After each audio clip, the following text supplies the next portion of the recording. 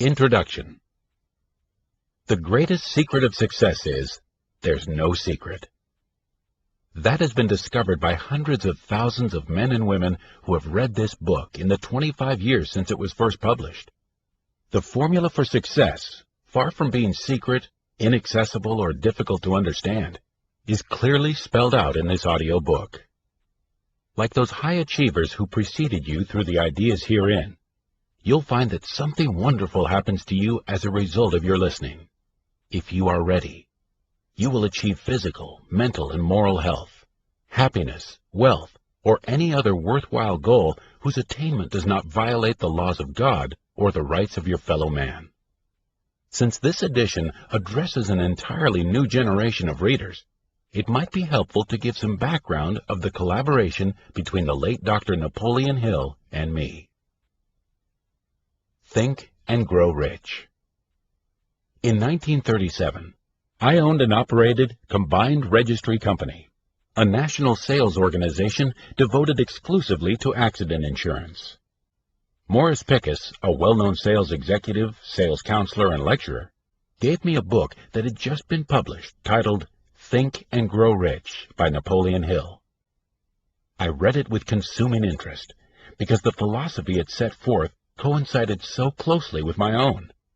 In fact, I was so taken by it that I sent copies to every one of my sales representatives throughout the United States. Bingo! I hit the jackpot, for I made a profitable discovery. I found in Think and Grow Rich a working tool that motivated my sales representatives to motivate themselves to increase their sales and profits, and something more, to acquire wealth through responding to its inspirational self-help action message. From then on, Think and Grow Rich was a standard part of the orientation packet given to all new sales representatives in my companies. I met Hill in person for the first time in 1951. He was then 68 years old, and except for occasional speaking engagements, retired to the life of a country gentleman in Glendale, California. We hit it off immediately. Our conversation sparked an array of ideas, and I urged him to come out of retirement and resume his career in motivational training and writing. He said he would, on one condition, that I be his general manager. I agreed. Even though as head of a multi-million-dollar international insurance corporation, I had more than enough work to keep myself busy. Success Magazine, which began as a digest-sized publication for members of our PMA Science of Success clubs, was one of the early results of our collaboration. We called it Success Unlimited when we founded it in 1954. Its purpose was to give members a monthly recharge of motivation. We believe that motivation is like a fire. Unless you continue to add fuel, it will go out. The idea worked, and our tiny magazine grew slowly but surely over the years, changing to standard size, shortening its name, and adding pages of national advertising, until it developed into the prominent publication it is today. Through all the changes, Success has maintained the fundamental ideas that Hill and I put forth in the first issue. These positive concepts are as vital to the success of achievers of the 80s as they were then. They are at the heart of this book. It may seem incredible to listeners who are unfamiliar with the development of self-help literature in this country, but the ideas in this book trace their origins to an interview that Napoleon Hill had in 1908 with the great steelmaker, philosopher, and philanthropist Andrew Carnegie. Hill, who had been born into poverty in the hills of Wise County, Virginia in 1883, was blessed with a calm, patient stepmother who persuaded him not to follow his unruly bent, but to gain an education and set high goals for himself. He supported himself in college by working as a newspaper and magazine journalist. He hoped to eventually be able to attend law school. That changed, however, one day when he was assigned to interview Carnegie. The great man was so impressed by the young writer that he invited him to his home as a guest. They visited virtually non-stop for 3 days. The older man romanced the lives of the great philosophers, and the impact their ideas had had on civilization through the centuries. It made a great impression on young Hill, who listened with rapt attention. A challenge. Andrew Carnegie knew human nature. One way to motivate an aggressive extrovert with a high energy level who has drive and stick-to-itiveness and whose reason and emotions are in balance is to challenge him. The young guest was such a person, and Carnegie devised an intriguing challenge for him. What is there in the climate of this great nation that I, a foreigner, can build a business and acquire wealth? Carnegie asked. How is it that anyone here can achieve success? And before Hill could answer, he continued, I challenge you to devote 20 years of your life to the study of the philosophy of American achievement and come up with an answer. Will you accept? Yes, exclaimed Hill. Andrew Carnegie had an obsession. Anything in life that is worth having was worth working for. He was willing to give the young author his personal time to consult with him, to give him letters of introduction to the outstanding Americans of the day, and to reimburse him for any necessary out-of-pocket expenses, such as traveling to meet with his interview subjects. But otherwise, Hill was on his own, and he would have to earn his own livelihood while working on the project. In the 20 years that followed, Hill interviewed more than 500 successful men. Among them were Henry Ford, William Wrigley, Jr., John Wanamaker, George Eastman, John D. Rockefeller, Thomas A. Edison, Theodore Roosevelt, Albert Hubbard, J. Ogden Armour, Luther Burbank, Dr. Alexander Graham Bell, and Julius Rosenwald. Hill did earn his own livelihood by applying many of the principles he learned from Carnegie and the men he interviewed. At last, in 1928, he completed his 8-volume work, Law of Success. These books, which were reprinted around the world and are still in print, motivated thousands of people to become outstanding achievers. On the recommendation of Senator Jennings Randolph, Hill became an advisor to 2 presidents of the United States, Woodrow Wilson and Franklin Delano Roosevelt. He influenced decisions that affected the course of American history. While he was working with Roosevelt, 7 years after the publication of Law of Success, Hill began writing the manuscript of Think and Grow Rich. It was an immediate bestseller, and it has been in continuous demand ever since. Untold millions of people have read it and recommended it to others, just as I did. Think and Grow Rich builds on the basic principles of Andrew Carnegie's philosophy, as spelled out by Hill in Law of Success. What Hill and I undertook to do in this book, and I believe we accomplished it, was to distill the essence of both into a context that would make them immediately accessible. And something more. Success through a positive mental attitude tells you specifically how to use the most magnificent machine ever conceived, a machine so awesome that only God Himself could create it. This machine is your brain and nervous system, the human computer, from which the electronic computer was designed as to function, but which it can never equal. Success through a positive mental attitude instructs you on exactly what to do and how to do it in order to tap the powers of your subconscious mind and put them to work for you. Think for a moment. Have you ever been taught how to constructively use, neutralize, control, or harmonize with your passions, emotions, instincts, tendencies, feelings, moods, and habits of thought and action? Have you ever been taught exactly how to aim high and achieve your goals regardless of the obstacles? If your answer is no, congratulations, for you are on the verge of self-discovery. You will be taught these things if you listen to and apply the principles in this book. Results are what count. Every inspirational self-help action book should be judged by one immutable test: results. That is, by whether or not it motivated the listener to motivate himself to desirable action. By this standard, Success Through a Positive Mental Attitude is reputed to be one of the most successful books of its type ever published. Napoleon Hill, who died in 1970, counted it among his greatest accomplishments. In the 25 years since it first appeared in bookstores, more than 900,000 copies have been printed. Our readers have had phenomenal results in changing their lives for the better, in meeting daily problems courageously, and bringing their desires into reality. Og Mandino, renowned motivational speaker and author of The Greatest Salesman in the World and a string of other best-selling books, was one of those who experienced great changes in his life as a result of reading Success Through a Positive Mental Attitude.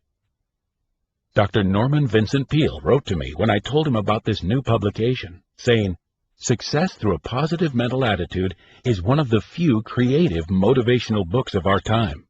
It should be on the required list of anyone who desires success." Another outstanding motivator, Dennis Waitley, author of Seeds of Greatness and Psychology of Winning, told me, "Your all-time classic changed my life, from that of an also-ran to a front-runner. Napoleon Hill gave me the start, and you are a constant source of inspiration to me today. I tell people, if you want to be an enduring winner, read Success Through a Positive Mental Attitude once a year. I do, and I learn something new from it each time." Reverend Robert H. Schuller told me, "Success Through a Positive Mental Attitude is one of the 10 books that has most impacted my faith and my philosophy. It is a premier book, a classic book, a historic book on one of the most important subjects a person can study. No person's education is complete without the concepts you and Napoleon Hill articulated in it so wisely and so well." But perhaps the most gratifying evidence of the book's results over the years has been the many individuals who have approached me after speaking engagements and asked me to autograph their copies. Almost invariably, they tell me, "I want to thank you for changing my life with this book." While I could give thousands of such testimonials, the greatest one would be yours when you learn and apply the principles in this book. Special instructions. Listen to this book as though we, the authors, were your personal friends, and were speaking to you and you alone. Make note of sentences, quotations, and words that are meaningful to you. Memorize self-motivators. Keep in mind at all times that the purpose of this book is to motivate you to desirable action. Abraham Lincoln developed the habit of trying to learn from the books he read, the people he met, and from casual events in daily life. These gave him ideas for reflection, and through it, he was able to recognize, relate, assimilate, and use ideas as his own. You too can convert your creative thinking, artistic talent, knowledge, personality, and physical energy into success, wealth, and happiness. This book tells you how, and if you will let it, it will motivate you to try. Look for the message in it that is applicable to you. When you recognize it, pay attention. Get into action. To direct your mind into desired channels, trying to answer each question at the end of every chapter during your thinking and planning time. To borrow a phrase from Pat Ryan, President and CEO of Combined International, the insurance company I founded, it's impossible for you to conceive how far up is, except for the limitations of your own mind.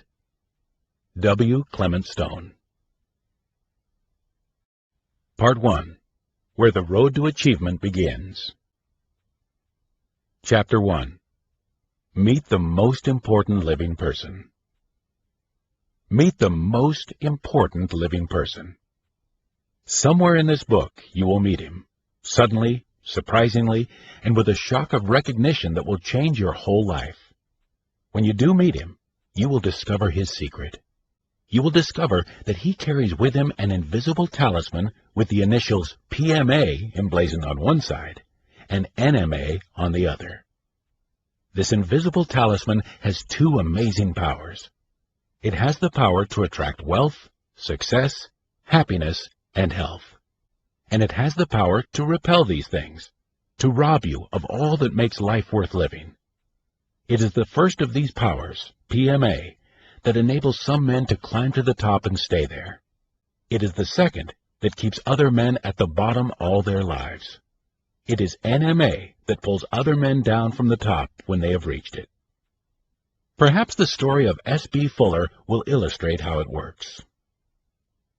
We are poor, not because of God.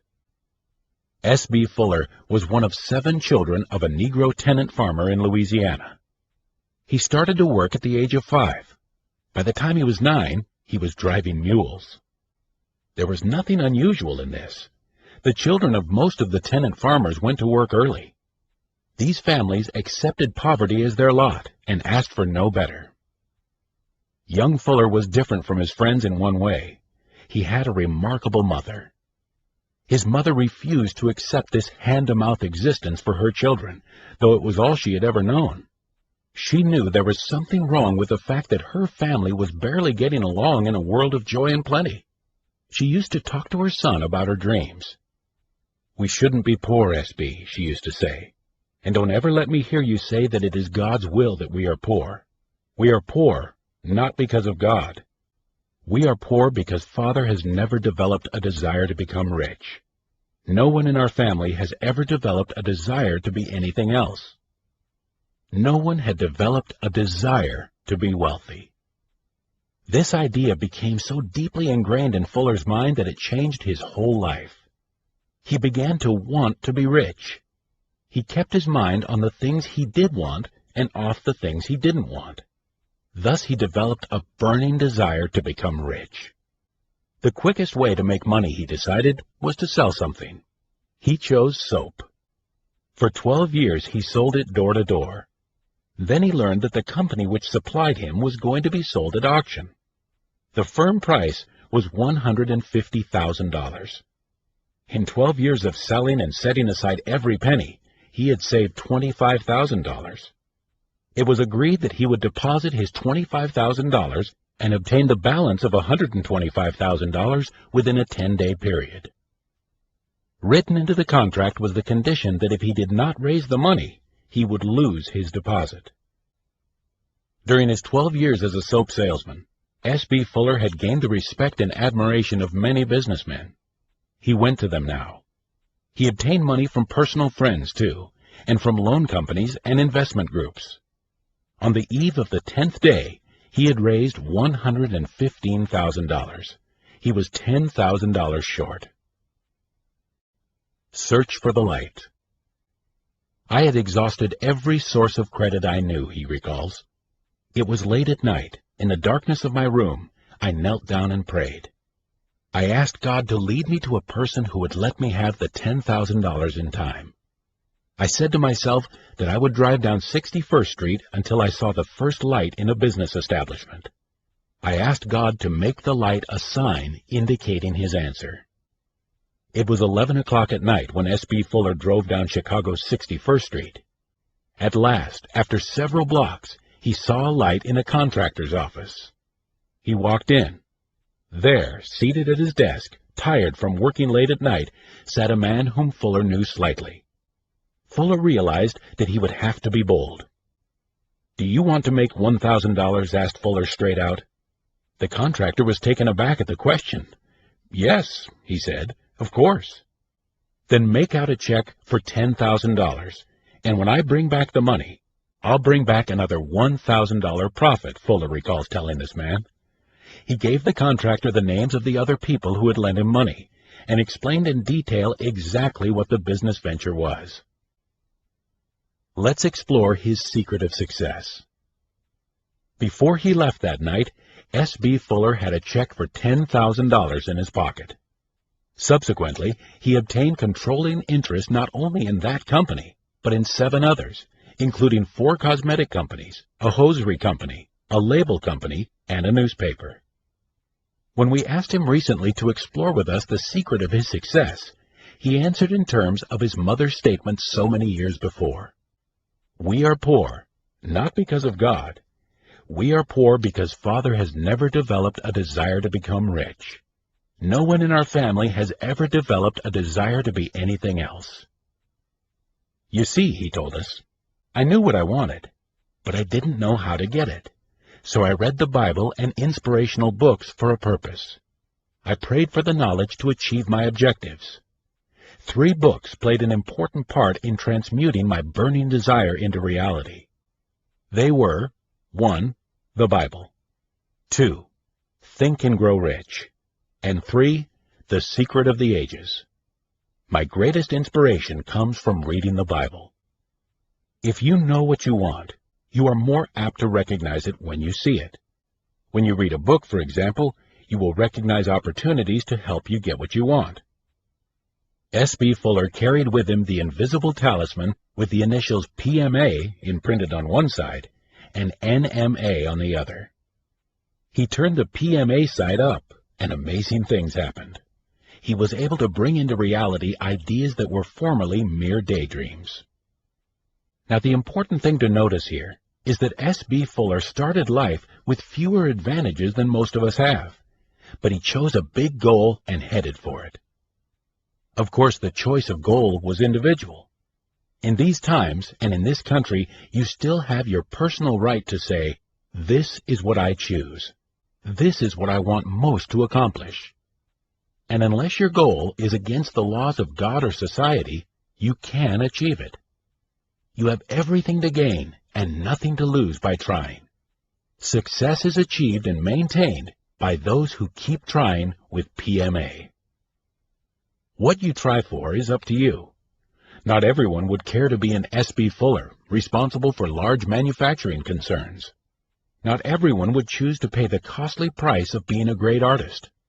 To many, the riches of life are quite different. A skill in day-to-day living which adds up to a happy, love-filled life is success. You can have this and other riches too. The choice is yours.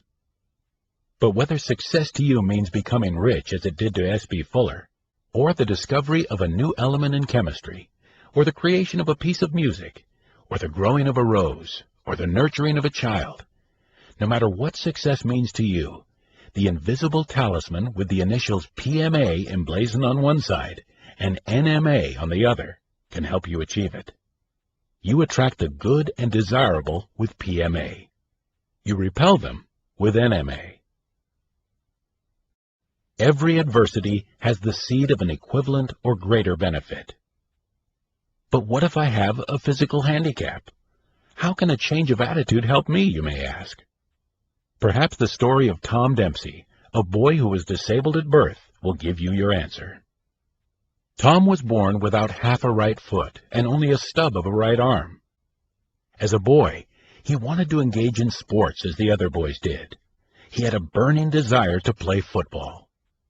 Because of this desire, his parents had an artificial foot made for him. It was made of wood. The wooden foot was encased in a special stubby football shoe.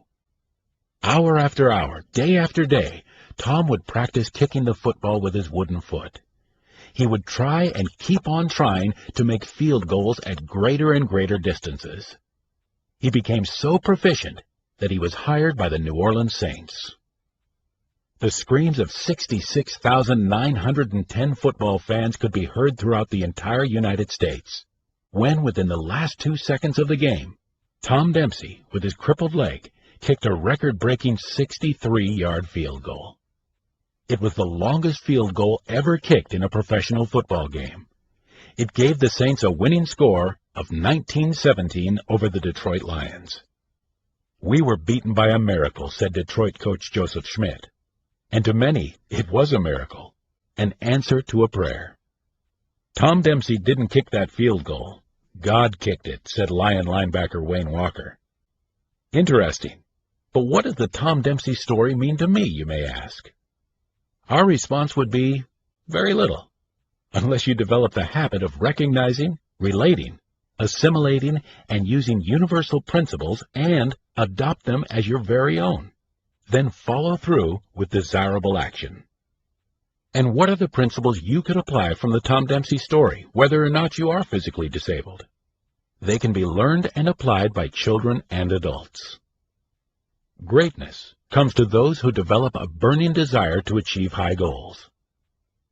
Success is achieved and maintained by those who try and keep on trying with PMA.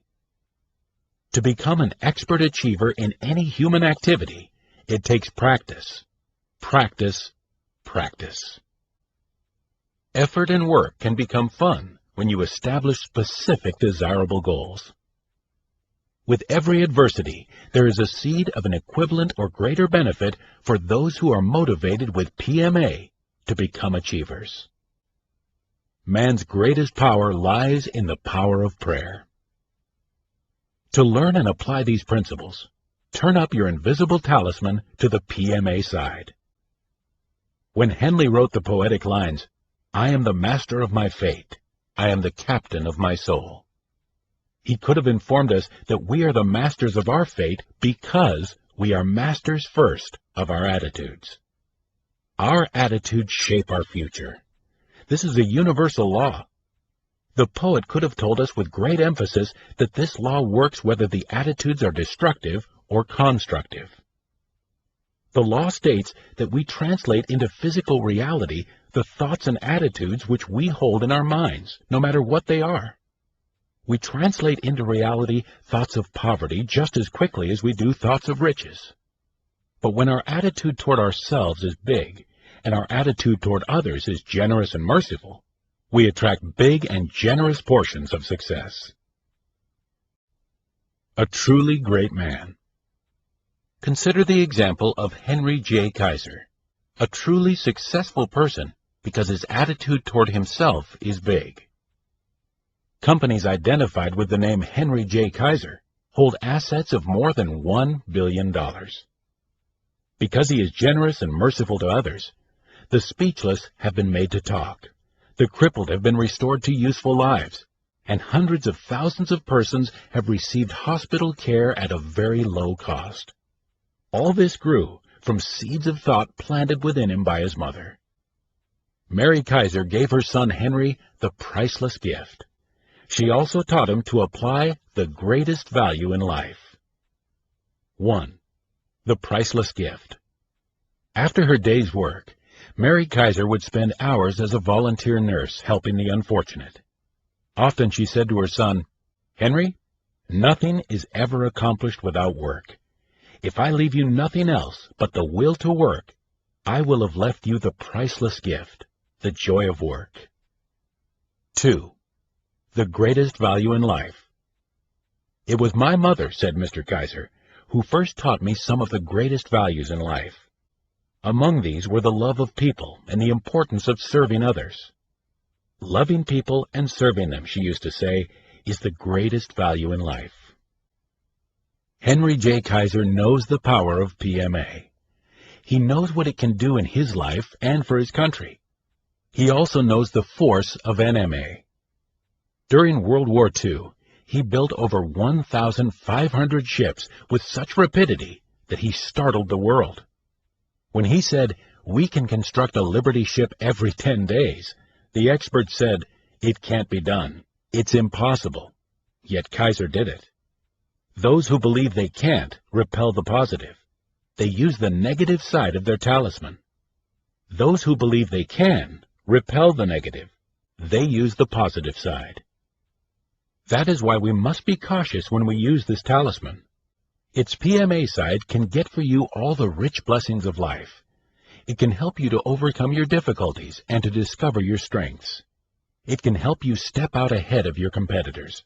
And, as with Kaiser, it can turn what others say is impossible into reality. But the NMA side is just as powerful.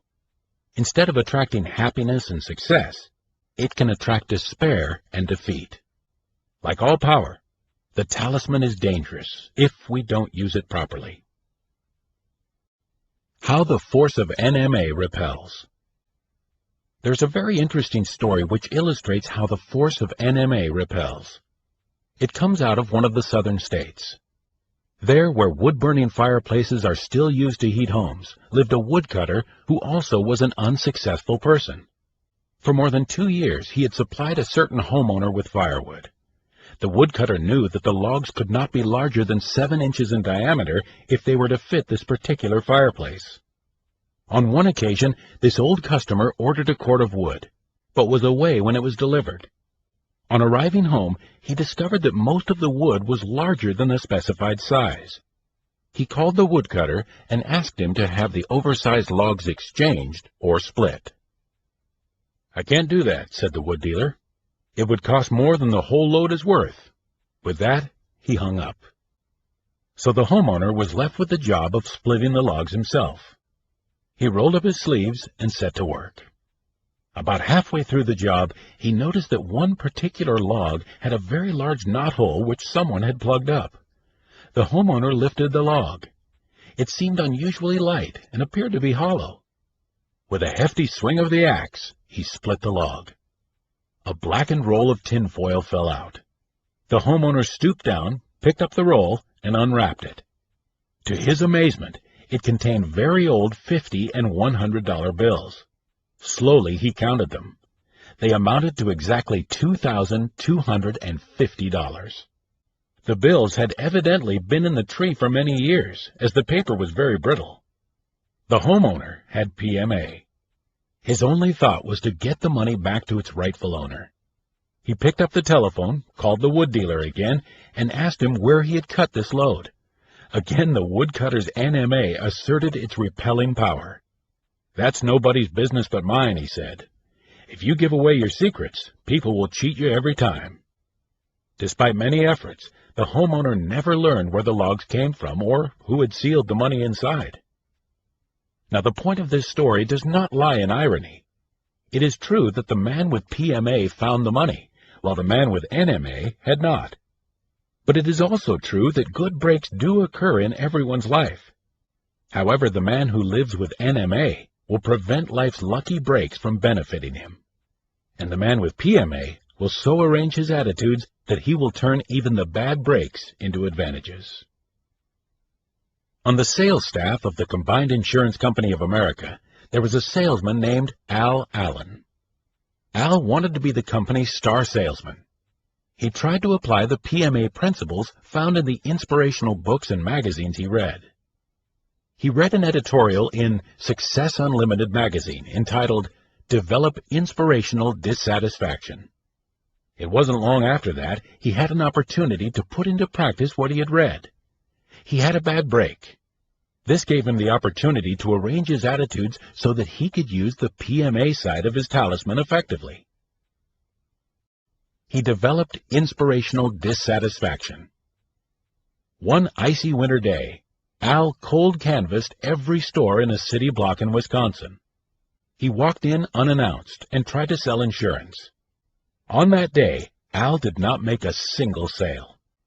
Of course he was dissatisfied, but Al's PMA turned this dissatisfaction into inspirational dissatisfaction. Why? He remembered the editorial he had read. He applied the principle. The next day, before setting out from the local office, he told his fellow salesman about his failures the day before. He said, "Wait and see. Today I'm going back to call on those same prospects, and I'll sell more insurance than all the rest of you combined." And the remarkable thing is that Al did it. He went back to that same city block and again called on every person he had talked to the day before. He sold 66 new accident contracts. Now this was an unusual achievement, and it happened because of the bad breaks when Al trudged through the sleet and wind for 8 hours without selling a single policy. Al Allen was able to rearrange his attitudes. He was able to convert the negative kind of dissatisfaction that most of us would feel in similar circumstances of failure on one day into inspirational dissatisfaction, which resulted in success the next day. Al did become the company's best salesman and was promoted to a sales manager. This ability to turn the invisible talisman over and use the side which has the force of PMA rather than the side which has the force of NMA is characteristic of so many of our really successful people. Most of us are inclined to look upon success as coming in some mysterious way through advantages that we do not have. Perhaps because we do have them, we don't see them. The obvious is often unseen. Every man's PMA is his advantage, and there is nothing mysterious about it. Henry Ford, after he had achieved success, was the subject of much envy. People felt that because of good fortune or influential friends or genius or whatever they thought was Ford's secret, because of these things, Ford was successful. And no doubt some of these elements played a part, but there was something more. Perhaps one person in every 100,000 knew the real reason for Ford's success, and those few were usually ashamed to speak of it because of its simplicity. A single glimpse of Ford in action will illustrate the secret perfectly. Years ago, Henry Ford decided to develop the now famous motor known as V8. He wanted to build an engine with the entire 8 cylinders cast in one block. He instructed his engineers to produce a design for such an engine. To a man, the engineers agreed that it was simply impossible to cast an 8-cylinder gasoline engine block in one piece. Ford said, "Produce it anyway." But they replied, "It's impossible." "Go to work," Ford commanded, "and stay on the job until you succeed, no matter how much time is required." The engineers went to work. There was nothing else for them to do if they were to remain on the Ford staff. 6 months went by, and they had not succeeded. Another 6 months passed, and still no success. The more the engineers tried, the more the thing seemed impossible. At the end of the year, Ford checked with his engineers. Once again, they informed him that they had found no way to carry out his orders. "Keep working," said Ford. "I want it, and I'll have it." And what happened? Well, of course, the engine wasn't impossible at all. The Ford V8 became the most spectacularly successful car on the road, pulling Henry Ford and his company so far out in front of his nearest competitor that it took years for them to catch up. He was using PMA, and the same power is available to you. If you use it, if you turn your talisman to the right side as Henry Ford did, you too can achieve success in bringing into reality the possibility of the improbable. If you know what you want, you can find a way to get it. A man of 25 has before him some 100,000 working hours should he retire at 65. How many of your working hours will be alive with the magnificent force of PMA? And how many of them will have the life knocked out of them with the stunning blows of NMA? But how do you go about putting PMA to work in your life rather than NMA? Some people seem to use this power instinctively. When it came to developing the Ford car, Henry Ford was one of these. Others have to learn. Al Allen learned by relating and assimilating what he read in inspirational magazines and books. Success Through a Positive Mental Attitude is such a book. You too can learn to develop PMA. Some people use PMA for a while, but when they receive a setback, they lose faith in it. They start out right, but some bad breaks cause them to flip the talisman wrong side up. They fail to realize that success is maintained by those who keep trying with PMA. They are like the famous old racehorse John P. Greer. John P. Greer was a thoroughbred of great promise. Such promise, in fact, that he was groomed, trained, and billed as the only horse that stood a chance of beating the greatest racehorse of all time, Man o' War. Don't let your mental attitude make you a has-been. In the Dwyer Stakes at Aqueduct in July of 1920, the two horses finally met. It was a magnificent day. All eyes were riveted on the starting post. The two horses got away evenly. Down the track they went side by side. It was clear that John P. Greer was giving Man o' War the race of his life. At the quarter mark, they were even.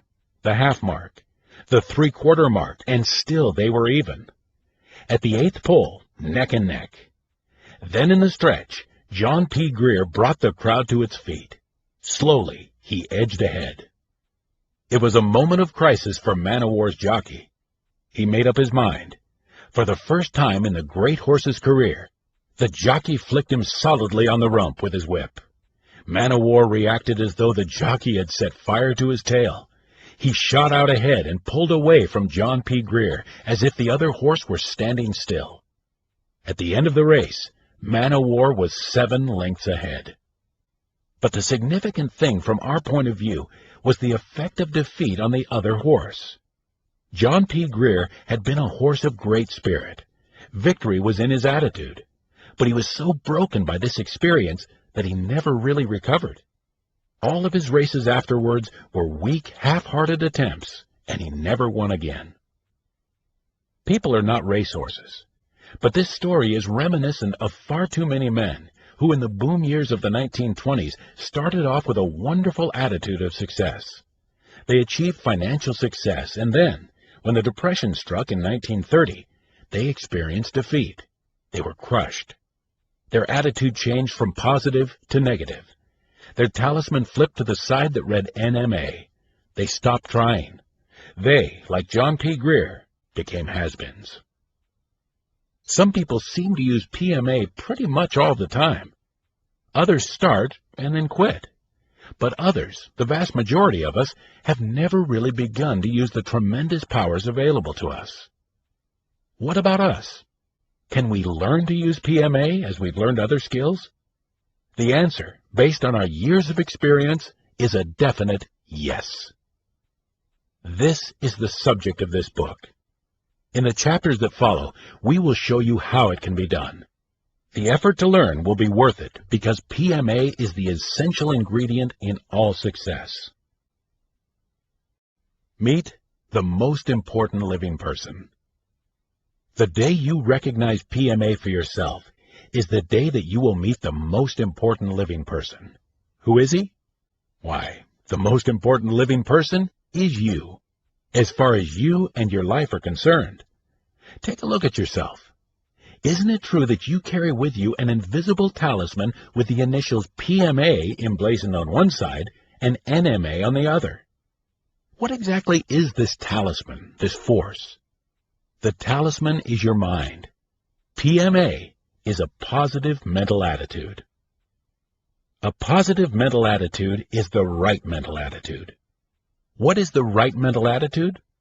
It is most often comprised of the plus characteristics symbolized by such words as faith, integrity, hope, optimism, courage, initiative, generosity, tolerance, tact, kindliness, and good common sense. A person with positive mental attitude aims for high goals and constantly strives to achieve them. NMA is a negative mental attitude. It has opposite characteristics to PMA. After years spent studying successful men, the authors of Success Through a Positive Mental Attitude have come to the conclusion that a positive mental attitude is the one simple secret shared by them all. It was PMA that helped S.B. Fuller overcome the disadvantages of poverty. It was PMA that motivated Tom Dempsey, despite his crippled leg, to kick the longest field goal ever kicked in a professional football game. And it was certainly a positive mental attitude that enabled Henry J. Kaiser to build a Liberty ship every 10 days. It was Al Allen's ability to turn his talisman right side up that motivated him to return to his prospects, the very ones who had refused him the day before, and set a new sales record. Do you know how to make your invisible talisman work for you? Perhaps you do. Perhaps you don't. Perhaps you have developed and strengthened your PMA until life is bringing you every worthwhile wish. But if you haven't, you can and will learn the techniques whereby you can release your power of PMA through its magic in your life as you continue to listen to this book. A positive mental attitude, what it is and how it may be developed and applied, is described throughout this book. It is the one essential principle of this book's 17 principles for achieving worthwhile success. Achievement is attained through some combination of PMA with one or more of the other 16 success principles. Master them. Begin applying each of them as you recognize them while listening to Success Through a Positive Mental Attitude. When you make each principle a part of your life, yours will be a positive mental attitude in its most powerful form. And the payoff will be success, health, happiness, wealth, or whatever definite aims you may have in life. These will be yours, provided you don't violate the laws of infinite intelligence and the rights of your fellow men. Such violations are the most repellent forms of NMA. In Chapter 2, you will find the formula by which you may keep your mind positive. Master that formula. Apply it in all that you do, and you will be on your way to the attainment of your every desire. Pilot number 1. Thoughts to steer by. 1. Meet the most important living person. That person is you. Your success, health, happiness, wealth depend on how you use your invisible talisman. How will you use it? The choice is yours. 2. Your mind is your invisible talisman. The letters PMA, positive mental attitude, are emblazoned on one side, and NMA, negative mental attitude, on the other. These are powerful forces. PMA is the right mental attitude for each specific occasion. It has the power to attract the good and the beautiful. NMA repels them. It is a negative mental attitude that robs you of all that makes life worth living. Self-question. How can I develop the right mental attitude? Be specific. 3. Don't blame God for your lack of success. Like S.B. Fuller, you can develop a burning desire to succeed. How? Keep your mind on the things you want and off the things you don't want. How? 4. Like S.B. Fuller, read the Bible and inspirational books for a purpose. Ask for divine guidance. Search for the light. Self-question. Do you believe it's proper to ask for divine guidance? 5. Every adversity has the seed of an equivalent or greater benefit for those who have PMA. Sometimes the things that seem to be adversities turn out to be opportunities in disguise. Tom Dempsey discovered this as a cripple. Self-question.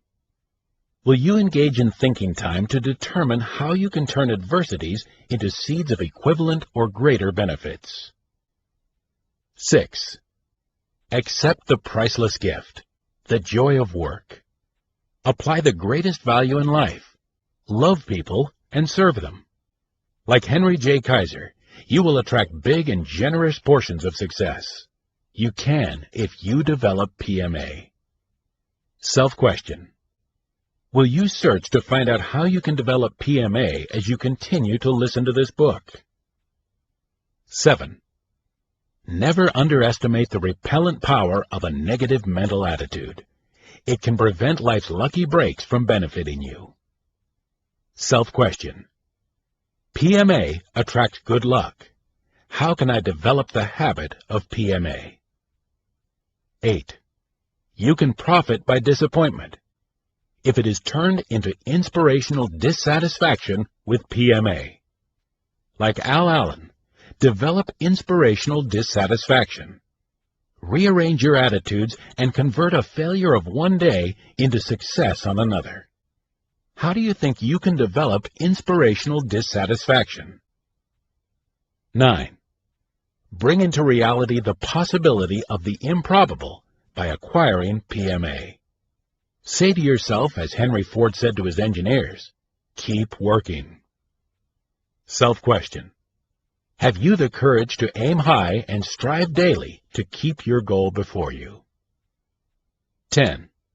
Don't let your mental attitude make you a has-been. When you become successful and a depression or any other unfavorable circumstance arises which causes you a loss or defeat, act on the self-motivator. Success is achieved by those who try and maintained by those who keep trying with PMA. This is the way to avoid being crushed. Universal principles in self-motivator form.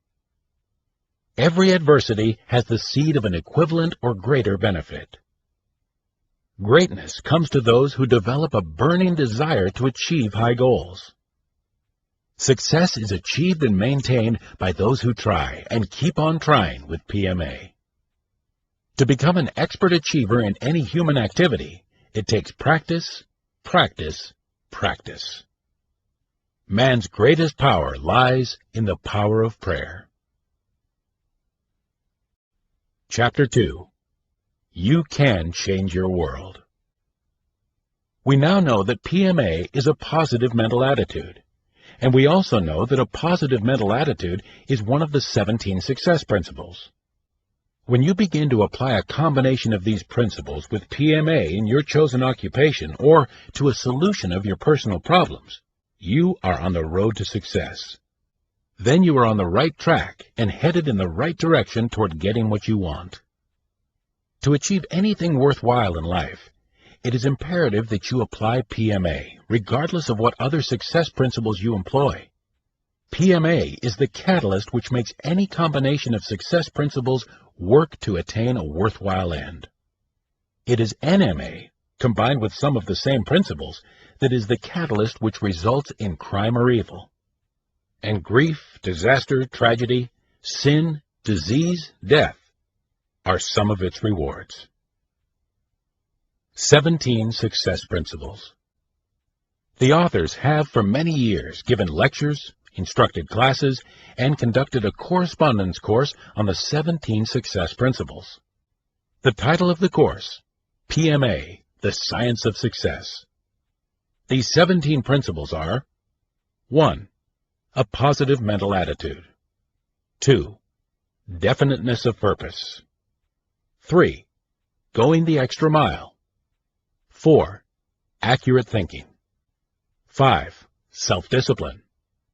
6. The mastermind. 7. Applied faith. 8. A pleasing personality. 9. Personal initiative. 10. Enthusiasm. 11. Controlled attention. 12. Teamwork. 13. Learning from defeat. 14. Creative vision. 15. Budgeting time and money. 16. Maintaining sound physical and mental health. 17. Using cosmic habit force, universal law. These 17 success principles are no creation of the authors. They were extracted from the lifetime experiences of hundreds of the most successful persons our nation has known during the past century. As long as you live, from this day forward, you can analyze your every success and every failure. That is, if you imprint these 17 principles indelibly in your memory. You may develop and maintain a permanent positive mental attitude by making it your responsibility to adopt and apply these 17 principles in your daily living. There is no other known method by which you may keep your mind positive. Analyze yourself courageously, now, and learn which of these 17 principles you have been using and which of them you have been neglecting. In the future, analyze both your successes and your failures using the 17 principles as a measuring device. And very soon, you will be able to lay your finger on what has been holding you back. If you have PMA and don't succeed, then what? If you use PMA and don't succeed, it may be because you are not using each of the principles that are necessary in the combination for success to attain your specific goal. You may wish to check the stories of S.B. Fuller, Tom Dempsey, Henry J. Kaiser, the woodcutter, Al Allen, and Henry Ford to recognize which of the 17 success principles each person applied or neglected to apply. You might analyze someone you know who is a has-been in real life. As you read the case histories in the chapters which follow, do the same thing. Ask yourself, which of the 17 success principles are used? Which are omitted? At first, it may be difficult to understand and apply the principles, but as you continue to listen to Success Through a Positive Mental Attitude, each of these principles will become more clear to you. You will then be able to use them. When you get to Chapter 20, you will be able to check yourself accurately by the 17 success principles. There you will find a self-analysis chart under the heading Success Quotient Analysis. Has the world given you a raw deal? The students who have enrolled in the PMA Science of Success course have often been people who consider themselves failures in some area of their lives. The very first question such a person might be asked when he enters this class is, why? Why are you taking this course? Why haven't you had the success you would like to have? And the reasons which they give tell us a tragic story about the causes of failure. I never really had a chance to get ahead. My father was an alcoholic, you know. I was raised in the slums, and that's something you can never get out of your system. I only had a grammar school education. These people are all saying, in essence, that the world has given them a raw deal. They are blaming the world and circumstances outside themselves for their failures. They blame their heredity or their environment. They start out with a negative mental attitude, and of course with that attitude, they are handicapped. But it is NMA that is holding them down, not the external handicap which they give as the cause of their failure. A lesson learned from a child. There's a wonderful little story about a minister who one Saturday morning was trying to prepare his sermon under difficult conditions. His wife was out shopping. It was a rainy day, and his young son was restless and bored with nothing to do. Finally, in desperation, the minister picked up an old magazine and thumbed through it until he came to a large, brightly colored picture. It showed a map of the world.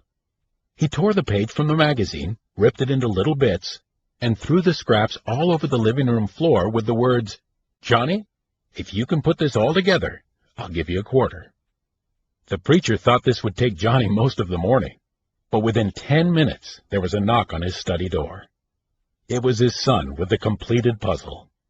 The minister was amazed to see Johnny finished so soon, with the pieces of paper neatly arranged and the map of the world back in order. "Son, how did you get that done so fast?" the preacher asked. "Oh," said Johnny, "it was easy. On the other side there was a picture of a man. I just put a piece of paper on the bottom, put the picture of the man together, put a piece of paper on top, and then turned it over. I figured that if I got the man right, the world would be right." The minister smiled and handed his son a quarter. "And you've given me my sermon for tomorrow, too," he said. "If a man is right, his world will be right." There's a great lesson in this idea. If you are unhappy with your world and want to change it, the place to start is with yourself. If you are right, your world will be right. This is what PMA is all about. When you have a positive mental attitude, the problems of your world tend to bow before you. You were born a champion. Have you ever thought about the battles you won before you were born? Stop and think about yourself, says Amram Scheinfeld, an expert on genetics. In all the history of the world, there was never anyone else exactly like you. And in all the infinity of time to come, there will never be another. You are a very special person, and many struggles took place that had to be successfully concluded in order to produce you. Just think. Tens of millions of sperm cells participated in a great battle, yet only one of them won, the one that made you. It was a great race to reach a single object, a precious egg containing a tiny nucleus. This goal for which the sperms were competing was smaller in size than the point of a needle, and each sperm was so small that it would have to be magnified thousands of times before it could be seen by the human eye. Yet it is on this microscopic level that your life's most decisive battle was fought. The head of each of the millions of sperms contained a precious cargo of 24 chromosomes, just as there were 24 in the tiny nucleus of the egg. Each chromosome was composed of jelly-like beads closely strung together. Each bead contained hundreds of genes to which scientists attribute all the factors of your heredity. The chromosomes in the sperm comprised all the hereditary material and tendencies contributed by your father and his ancestors. Those in the egg nucleus, the inheritable traits of your mother and her ancestors. Your mother and father themselves represented the culmination of over 2 billion years of victory in the battle to survive. And then one particular sperm, the fastest, the healthiest, the winner, united with the waiting egg to form one tiny living cell. The life of the most important living person had begun. You had become a champion over the most staggering odds you will ever have to face. For all practical purposes, you had inherited from the vast reservoir of the past all the potential abilities and powers you need to achieve your objectives. You were born to be a champion, and no matter what obstacles and difficulties lie in your way, they are not 1/10 so great as the ones that have already been overcome at the moment of your conception. Victory is built in to every living person. Take the case of Irving Ben Cooper, who was one of America's most respected judges. But this was very far from the way young Ben Cooper thought of himself as a young boy. How a frightened boy developed PMA. Ben grew up in a near-slum neighborhood in St. Joseph, Missouri. His father was an immigrant tailor who earned little money. Many days there simply wasn't enough to eat. To heat their small home, Ben used to take a coal scuttle and walk down to the railroad tracks that ran nearby. There he would pick up pieces of coal. It embarrassed Ben to have to do it. He'd often try to sneak through the back streets so children from school wouldn't see him. But they often did. There was one gang of boys in particular who found great sport in ambushing Ben on his way home from the tracks and beating him up. They would scatter his coal all over the street and send him home with tears streaming from his eyes. Thus it was that Ben lived in a more or less permanent state of fear and self-despising. Something happened, as it always must when we break the pattern of defeat. The victory within us does not assert itself until we are ready. Ben was inspired to positive action because he read a book. It was Robert Coverdale's Struggle by Horatio Alger. In it, Ben read the adventures of a youngster like himself who was faced with great odds, but who overcame these odds with the courage and moral strength which Ben wished to possess. The boy read every one of the Horatio Alger books he could borrow. As he read, he lived the part of the hero. All winter, he sat in the cold kitchen reading stories of courage and success, unconsciously absorbing a positive mental attitude. Some months after he read his first Horatio Alger book, Ben Cooper was again making a trip down to the railroad tracks. Off in the distance, he saw 3 figures dart behind a building. His first thought was to turn and run. Then he remembered the courage that he had admired in his book heroes, and instead of turning, his hand gripped the coal scuffle more tightly, and he marched straight ahead, as if he were one of the Alger heroes. It was a brutal fight. The 3 boys jumped Ben all at the same time.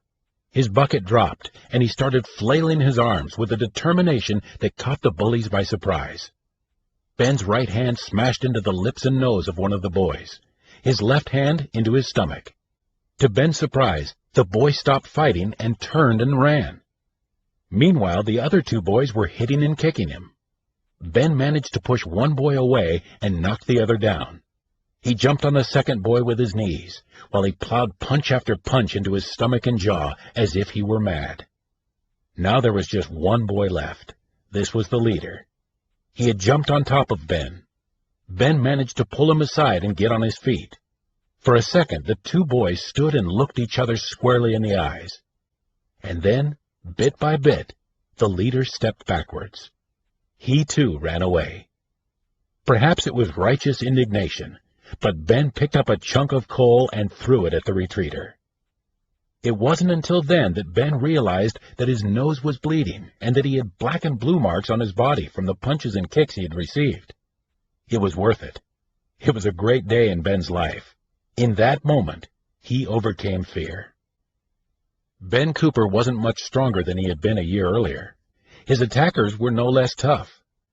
The difference came in Ben's own mental attitude. He had faced danger in spite of fear. He decided that no longer was he going to be pushed around by bullies. From now on, he himself was going to change his world. And of course, this is exactly what he did. Identify yourself with a successful image. The boy gave himself an identity.